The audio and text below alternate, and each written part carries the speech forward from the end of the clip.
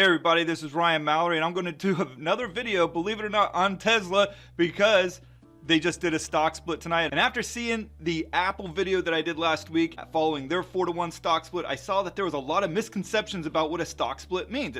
People think that they're getting richer somehow, or somehow this is going to be more valuable for them right when they split it, or that they need to get in before they split shares, or they need to wait till after they split the shares. Either way, it doesn't matter. So in order to give you guys a little bit of a visual of what a stock split actually means, I got this delicious apple pie right here for you, okay?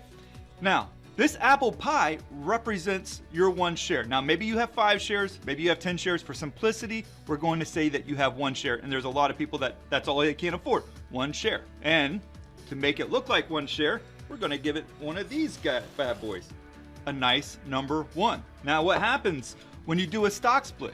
Well, you gotta split it, right? You gotta split the stock. Well, we're gonna split the apple pie instead. And if you're wondering why this apple pie actually looks kind of crappy, this is my second attempt at doing this, because the first time I thought, hey, you know what? I'm gonna record this video without the volume on, and that's what I did. Now look, I just split it 5 ways. And yes, I had to Google how to cut a pie in 5s because I've never done it before. It's usually 6, it's usually 8. I've never had to do a 5-to-1 pie split here. But that's what you got. You got a 5-to-1 split. Now, did your 1 share that you previously had, does it look any different? Now, yes, if we're going to diagram it, you got 1 new share here, 1 new share here, 1 new share there, 1 there, and 1 there. But the pie has not changed at all. It's still the same thing that you had before. So you don't want to get all excited about a stock split because it doesn't do anything for you. And it's not going to just go right back up to $1,500 after the stock split. It's just not going to happen. It takes time for those things to happen. The valuations have to increase on the stock, just like it has to with Apple. A lot of people think that Apple's gonna go from like $100 post-split back up to $400 right away. No, it doesn't. And guess what else? Tesla nor Apple benefits in any way, shape, or form from the stock split. It's a mental thing that they're trying to do to suck more people into the stock, but ultimately, that's not gonna help the stock either. You wanna know why? Because those very same people that couldn't afford to buy a whole share at $1,500, or couldn't buy a handful of shares, they felt like it was too expensive, is not going to be able to have enough firepower to really move it when they can actually buy a share of the stock. If they couldn't move it then at all, what makes you think they're going to be able to move it at $200 or $300 a share? It's not happening. Now, I've said before that with the Apple split, you're going to see a lot of other companies having it. You'll probably see like Amazon, maybe Google. They've never done it before in the past. Could see Netflix try and split their stock. You're going to see a lot of companies start splitting their stock. Don't get worked up about it. It's not like they're getting bought out. It's not like they're diluting your shares, which would be a bad thing, but they're not increasing the value either. It's just kind of like a ceremonial, let's make people happy, but not actually do anything that's valuable for the overall company. To put it another way, we've all heard the joke about a guy who walks into a pizza restaurant, asks for a whole pizza. The chef comes out and says, hey, you want 6 slices or do you want 8 slices? And the guy says, cut it in 6 slices, I'm not that hungry. Yeah, the guy sounds like an idiot, but if you actually think that because they're splitting the stock and dividing the share price is actually going to help you in the long run, it's not. It doesn't do anything for you. Check this out. I just noticed that with the pie, I got a fat guy in the shirt and I can be like, yum, yum, yum, yum, yum, yum, yum, yum, yum. I like pie, yum, yum, yum, yum, yum.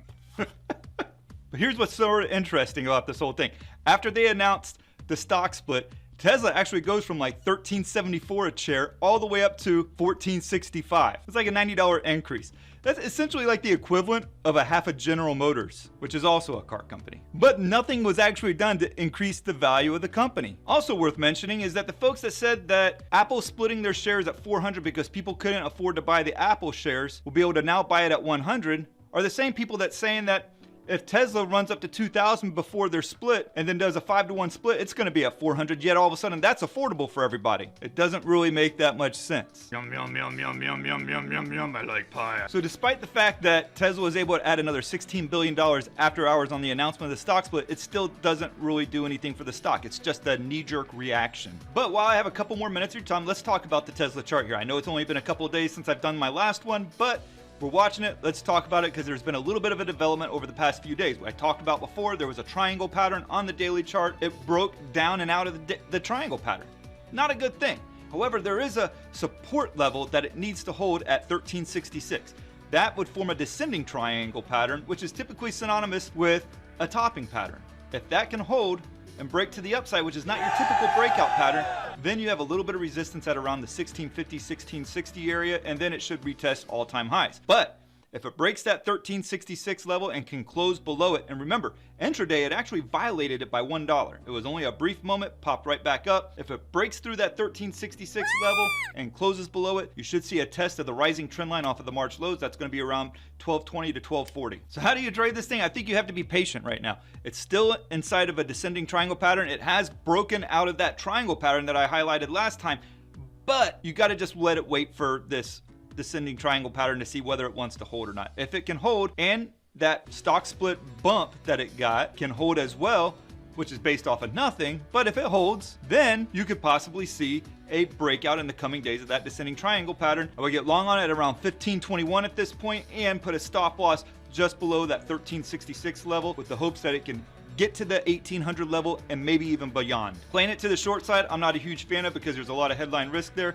You could always get some kind of crazy announcement, new product line. There's a lot of hype. There's a lot of momentum when this thing actually does get going and you don't want to be caught short on it. I think there's a lot better plays out there to get short on rather than a Tesla. If it was to break down technically, I would just sit back, let it do its thing, and then look for an eventual long entry on it. So the takeaways here. What do I want you guys to come away with on this? The stock splits mean nothing. They absolutely mean nothing. Yes, it looks pretty when you can have more shares of the stock, but it's coming at the expense of them dividing the share price in half. Not a big deal either, but people get hung up on how many shares of a stock they have when they should really be more focused on how much capital are they allocating to each trade, because that's where one of the key parts of risk management is how do you manage your position sizes? And that's a different video for a different time. But don't get caught up on the shares. I can't tell you how many shares I own of anything because I don't ever pay attention to it until it's time to either buy or to sell. If you enjoyed this video and like to see more, I'd encourage you to like it and also subscribe to the channel too. It helps me out a great deal. It allows me to continue to provide you with valuable information in a timely manner and to be able to continue to talk to you about the stock market. So make sure to like, subscribe, and tell me in the comments below, what do you think about the split? Do you agree with what I'm telling you? Do you disagree? Do you like apple pie? Either way, let me know down in the comments below. Love hearing from you. Thank you. God bless. Yum, yum, yum, yum, yum, yum, yum, yum, yum, yum, yum.